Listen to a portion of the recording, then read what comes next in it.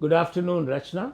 Good We afternoon. have Rachna Dave, Director of 0800 Rachna, one of the foremost mortgage brokerage companies, one of the fastest growing companies in New Zealand, and winner of several awards, including the Indian Newslink Supreme Business Award Indeed. in 2022. And Rachna has been involved in promoting financial literacy among people across New Zealand. She has got operations in not only Auckland but also Wellington, Christchurch, Hamilton, and other places. Her growing clientele feel very comfortable with the Rachna because she's able to provide them sound advice and, more importantly, honest advice. Rachna, welcome to this Indian Newslink video and podcast. Please tell us, how is the market currently and how are people and you coping with the trends? First of all, thank you so much for such a beautiful introduction. And when it comes from you, it means a lot. So thank you very much. Now, the market is your own individual perception, to Right? be very honest. Okay, the glass could be half empty and half filled. It depends on how you want to look at it. Yeah. Me being a very positive person, I would always look at the opportunities with the market available. Right. Okay. So at the moment, it's a very good market for the buyers who are first home buyers. I want to be very specific. Why first home buyers? Because the market is subtle at the moment where the bank criteria are quite strict at the moment and it is more favorable for first home buyers. Right. Therefore, it is very, very easy for first home buyers to get into the market where investors are not their competitors at the moment. Right. And it's not many properties which is going in the auction. So at least they are able to understand the process and get into the But is the ownership. supply position in the market, is the supply less than demand or is the demand in excess of supply? See, always the demand is going to be more than the supply. The reason is the basic infrastructure where there is always a shortfall of the number of household Right. what we hold in the country. That demographics we cannot change, unfortunately. However, when we talk from the home loan perspective, we are talking more from the lending criteria perspective. And when we are talking about the supply, there is an excessive supply for the brand new properties where there are a lot of projects that are happening which are half finished Right. and or they are off plan projects, so they are in excessive. But when we talk about the existing houses, those are less in supply at the moment. And a logical reason behind that is because the market is quite stingy at the moment where and owners are expecting way too unreasonable high price Yep. and they're not able to get that price, and that's why if they are not in a need or in an urgency of the funds, they don't want to sell it and they want to hold it. Let's now, over the last year or so, Yes, thousands of people have gained pathway to residency. absolutely. Many of them are now more or less settled down. So first thing that they will now look for is to buy a home, Yes, because that's one of the ways in which they look as settling down. yes. There have been many of them have brought back their partners or their wives, and I personally know at least 20 to 25 of them. They're looking for properties to buy. If an average individual wants to buy a property, what are the minimum conditions that they must satisfy to obtain a loan without much of a fuss through you? Sure. See, when somebody who has just got the residency and wanting to buy a property, the basic things what they need to know is, are they resident or permanent resident of the country? That's a first point. What's the difference? So the difference is where you will have a condition on your passport for first 2 years you are a resident of the country, and after 2 years or 3 years where you have satisfied where you get an indefinite residency on your passport, then you become a permanent resident of the country. So certain banks have got certain criterias around that. So you need to be a resident of the country. That's the first thing. Second, Even if you do not have an indefinite, in our case, for instance, we purchased a property within 6 months after we came to New Zealand. This was about 24 years ago. There were no conditions as to, they only wanted to know whether you have PR. That's correct. about it. See, so these conditions, Have they changed now? they will keep changing from time to time. And it is going to be, you will still get the house, but it would define where how much deposit is required when you are a permanent resident or on a resident Or does it visa. change according to that? Yes, but again, at this point of time, even a permanent resident or a resident visa holder is still able to get the house with 10% deposit. Last year, this time, resident visa holder were wanting to put 20% and not at 10%. So these things will keep changing from time to time. Right, okay. Maybe next year, this time, the criteria could be different. So whatever I'm talking is as of today, right now. So what would happen is you need to be a resident of the country. It would depend whether you have got 5%, 10%, 15%, or 20% deposit. And also it would depend as to what is your household income. So if, say for example, husband earns 150,000 but wife is not working and not earning, the criteria would be different, because then she is an individual adult who is dependent on husband's income, against the criteria where husband is earning 75,000 and wife is earning 75,000. So still the combined household income is 150,000, but the things could be different. Right. Another thing that the bank would want to look at, that along with the deposit what you have got and the household income that you have, what sort of fixed financial commitments do you have? Now, fixed financial commitments could be whether you have got a car loan or a personal loan, or have you got a regular financial commitment to send money back home? Or do you have a loan back home that you need to pay? Or if none of these, but you just have one childcare expense, but that could be discretionary expense where you have got a family arrangement where at the moment you are paying for childcare, but later on that is not going to be applicable once the loan is effective. So what you're saying is that each individual case is It's different, different. Absolutely, it's and different. the acceptability of a bank loan application depends on the propensity to repay the loan. Correct. See, when I do the pre-qualifying questions, the basic questions that will tell me that whether we should proceed at this point of time or not, and those questions are you resident or non-resident? Do you have 5%, 10%, 15%, or 20% deposit? What is your household income, and how many number of dependents do you have? At least it will give you the basic idea of which way the application is going to go, and then we get through the process of the application. Okay. So which means you initially have an interview with your potential client, Yes. assess his or her situation, Yes. and then do you take everybody on, or are there cases where you're unable to proceed, saying that come back after 1 year or stabilize this or that? See, I will always take this as an opportunity to meet a customer.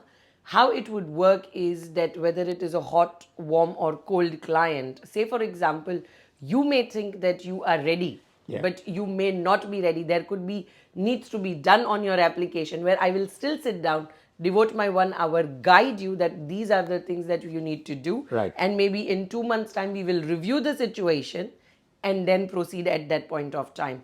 Or it could be something where you are 100% ready, let's not waste the time, let's get onto it. And a third one, which is the cold one, where you have just been a resident, you don't have anything at this point of time, but you still want to understand where do you start from, because that start point is very, very important. And that's where I will sit down, I will guide that these are the things that the bank will look at when they'll pick up the application. So keep work in progress. So do you give and a we do it. choice to your clients the number of banks that are available, or you choose the bank? No. So because I deal with most of the banks, Yep. I will look at your particular criteria. Now, because I have been in the industry for good 18 years, you will kind of know that where your kind of situation is going to Right, fit right. which bank. Correct. So I will not do the trial and error of just putting your application to the bank where it is not going to go through. Right. But I will tell you that based on your circumstances, these are the options that we are looking at. It is worth putting it application to these 2-3 banks, or it could be where no, only this bank would probably look at your application. So I will tell you upfront and give you the options, and whichever is the right bank for you, we will approach that particular bank. So So you require a lot of information before when you're discussing the first application, first meeting with a potential client, and then that person progresses in your books. Correct. So it is not a lot of information. It is the standard information where any bank would need is just want to see what is your savings history. So what they want to understand is whatever you are paying as a current rent to whatever is your future loan repayment. Are you in a position to afford that or not? Another thing that the bank want to look at is that do you have the financial acumen or the understanding of how to manage your own finance, which means and how they look at it is that are you paying all your bills on time or not? If you have a car loan or a credit card, are those repayments being made on time or not? So So that do will you look define into it. all those things as well? Yes. Okay. So we look at, so what we basically look at is your last 6 months worth of bank statements that will tell you the truth. So you're That how much are basically you doing paying? what a banker does. Yes. So we do all the pre-qualifying things. We do the pre-assessment for your application. We will look into your bank statements. If we feel that, okay, these are the information or clarification which is required, we will do that. And then when we are submitting the application to the bank, we put a summary on your behalf because we are the bridge between you and the bank. So we have to narrate your story to the bank. So sometimes it happens where your case could be very challenging but very genuine. Then we have to articulate it in a way that bank understands that why we are mitigating or why we are supporting your application and why you deserve this loan and you will not default on the loan. Okay. What is your success rate? What is O800 Rachna success rate? See, if I have, because if I was to, you cannot put it in a percentage because whoever comes on my profile, sooner or later, they have got into the home ownership. Okay. How I define my success rate is that the application that I have put in, have I made sure that my clients have got the ownership?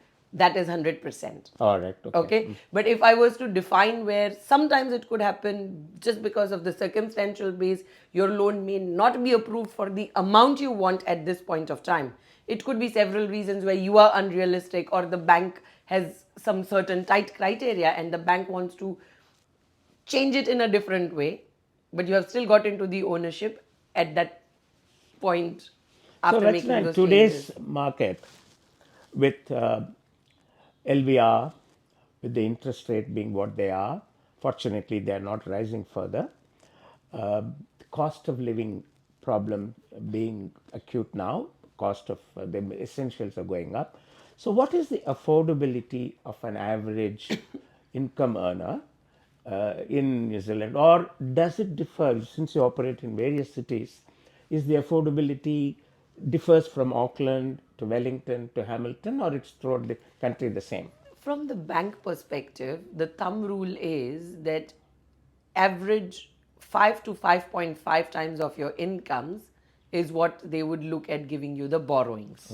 Okay. So say for example, if you are earning 100,000, you could be looking, depending on which bank we would go ahead with, it would be around 500 to 550,000.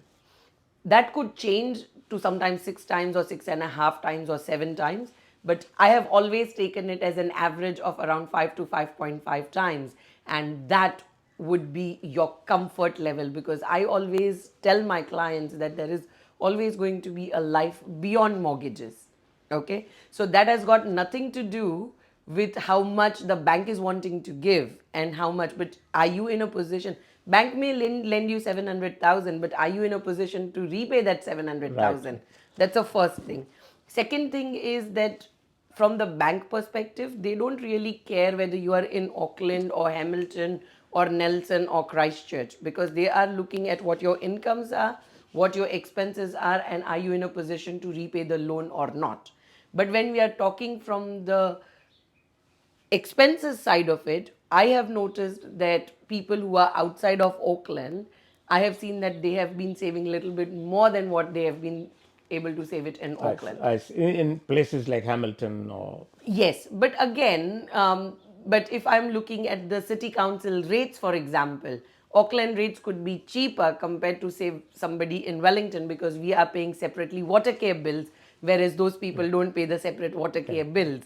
So those kind of differences are there. But it may not largely impact on the outcome of your borrowing capacity because that is based on your personal incomes. In our judge's remarks, when you were awarded the Supreme Business Award, one of the remarks that the judges made was that Y800 Rachna is good at customer management, that you're able to articulate with your customers and carry them through in the loan process from time to time. So, what kind of customer management does your company have after a loan is sanctioned and a person gets the loan?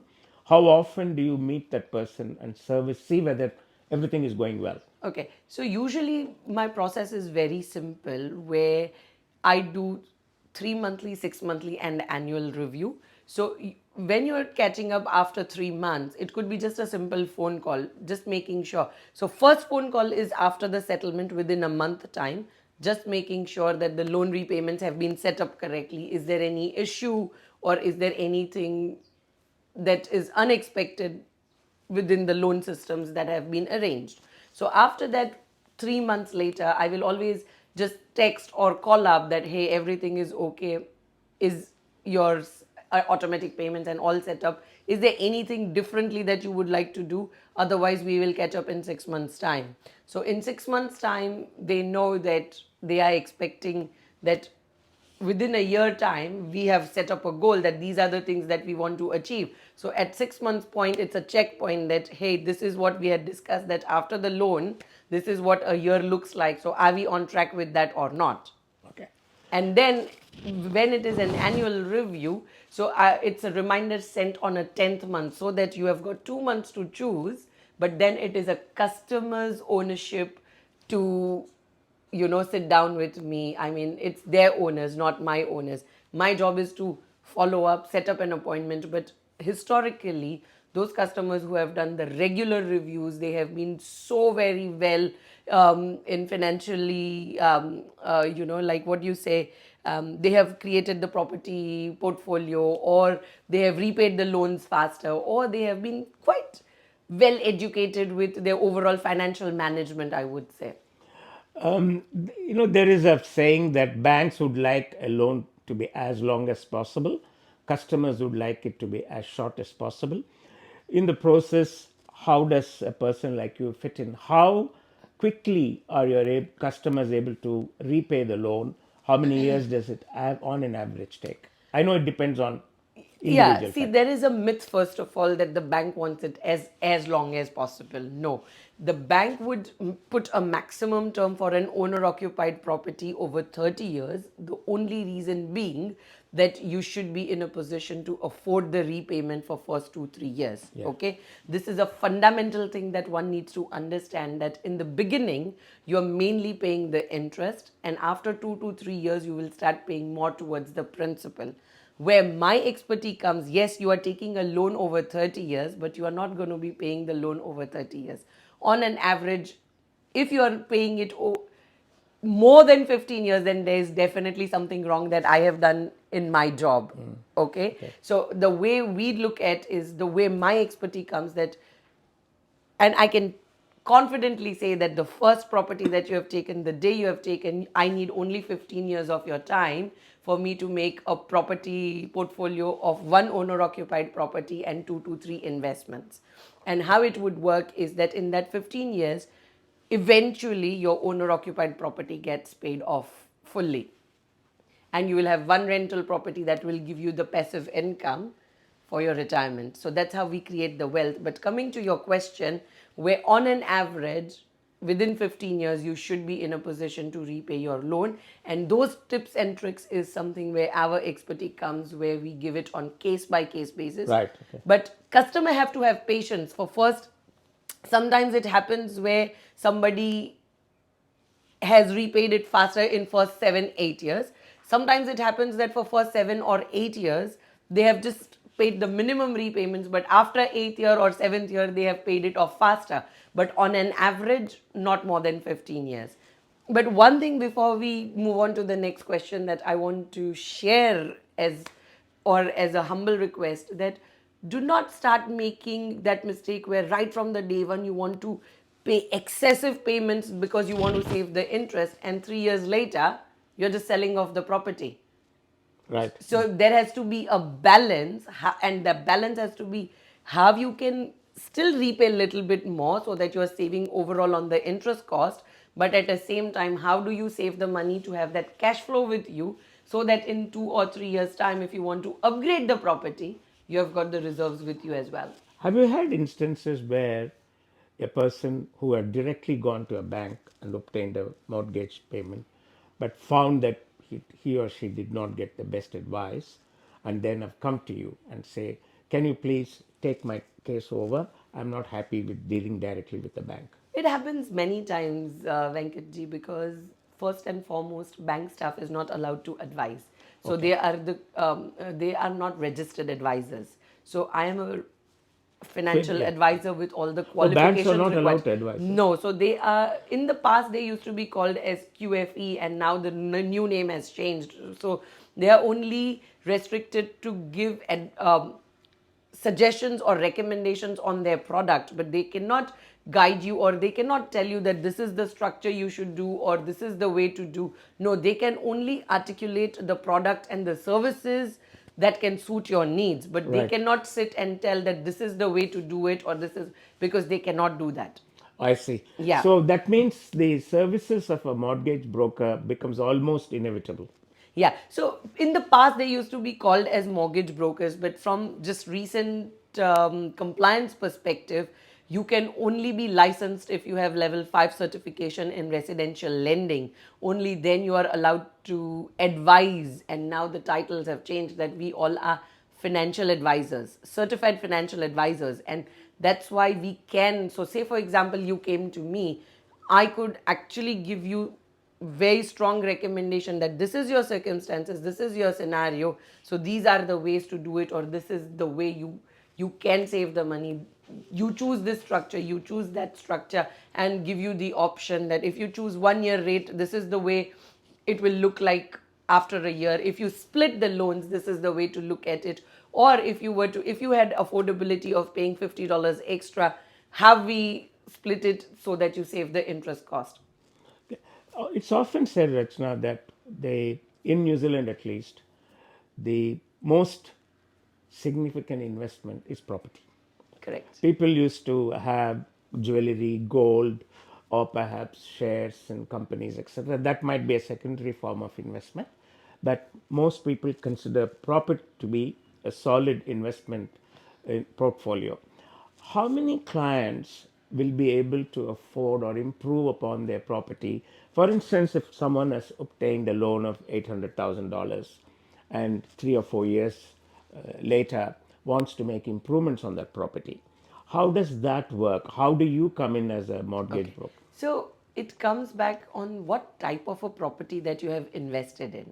Okay. Normal 3 bedroom house, Yeah, let's say. no, so again, so where I'm coming from is, when, if say somebody who has come in our portfolio right from the beginning, we guide them that you have to find a property which has got a potential capital growth.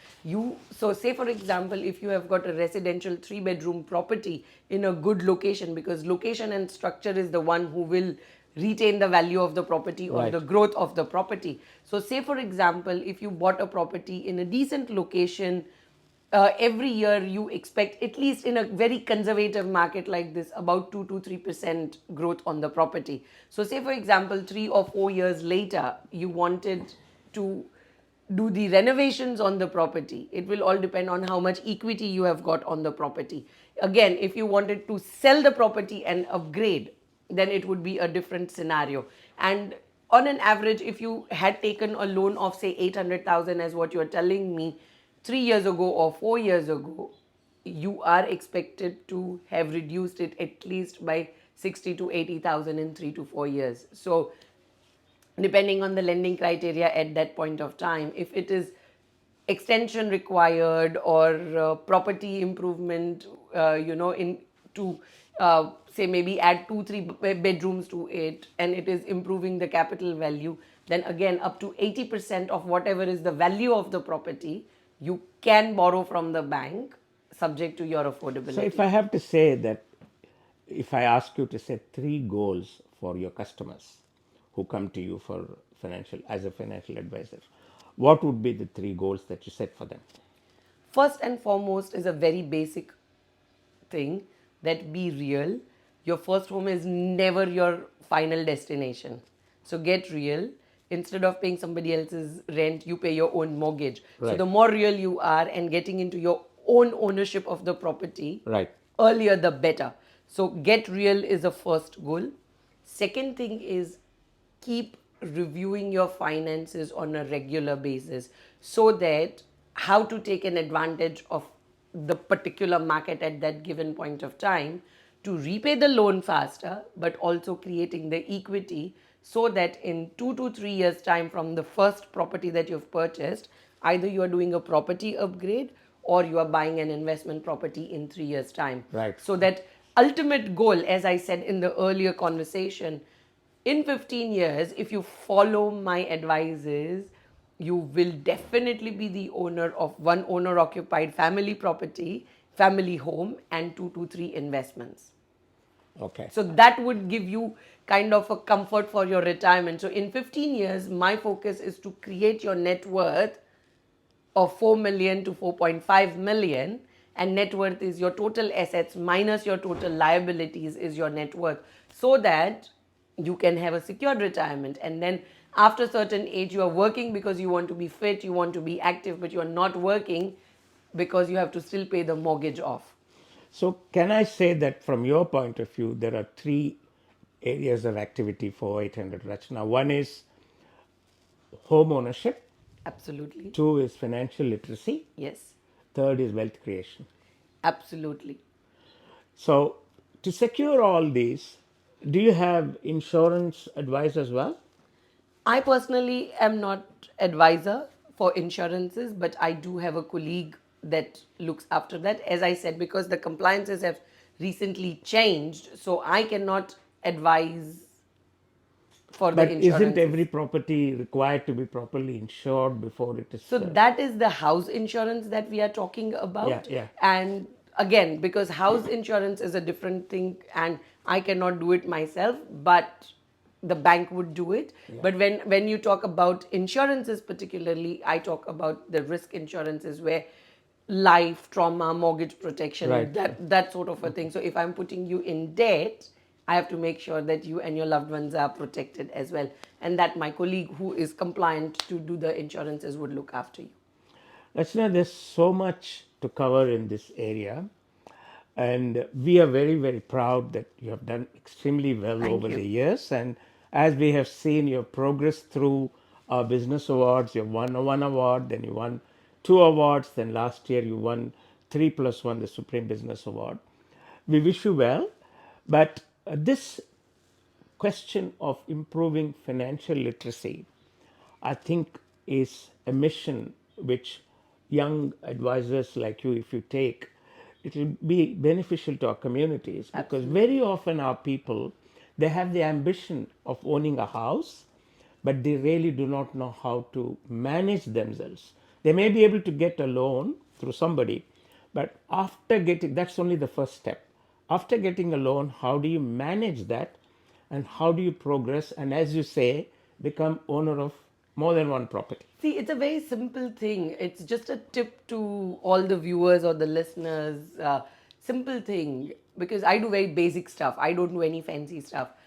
Your finances should be distributed into 3 departments. Okay, one is your fixed financial commitments, which means what is your loan repayment, what is your insurance repayments, what is your daycare or any of the commitments that you cannot get away or from. Second is your tax repayment. I mean, those who are salaried, they Compliance. don't have to worry about it. But those who are self-employed, they have to know what their tax obligations are going to be. And your superannuation, which is Kiwi Saver in this country, that what those commitments are going to be. Whether you are putting it 3%, 5%, 8%, whatever it is. Again, I'm not an investment advisor, but that is something which you have to understand. So that is a third. And the third department is where your variable costs are. and variable costs are the ones where you can control, because how much you want to spend on your food, takeaway, supermarket, and your other day-to-day expenses. But the key, which not many people understand when they are doing the budget, and that's where most of the people go wrong, is where they think that after all the expenses, whatever is the leftover, I may put it into savings. No, right from the day one, your savings should be part of your monthly or daily expenses that you allocate, that this is how much you are going to take it out, and that's how you will start saving as for future cash flow as well. So if you keep the three departments very clear and understand what is a good debt and bad debt. Good debt is your home loan, which is your good debt because it is going to give you the wealth creation in future. But bad debt is your car loan, credit cards, personal loan. Stop all of that. If you understand these differences, nobody can stop you from being financially well acumened. Thank you, Rachna. In 30 seconds, give us something about 0800 Rachna so that people know what you can offer. Okay, so 0800 Rachna is a personalized service and it is vision for your long term growth. If you're just looking for the rates, you could directly go to the bank. But if you're looking at a personalized growth and one on one advices, you need to approach 0800 Rachna, because we will find you the best outcome suitable for your needs. So 0800 Rachna means one dials. One stop shop. No, 0800 Rachna is your number. Yes. So 0800 Rachna is 0800 722 462. 0800 722 462. 462. So when it comes to loan, people should know only one name, 0800 Rachna. Thank you, Rachna. I'm sure we'll have many more occasions to talk about Absolutely. other aspects of financial literacy, etc. Thank you for coming to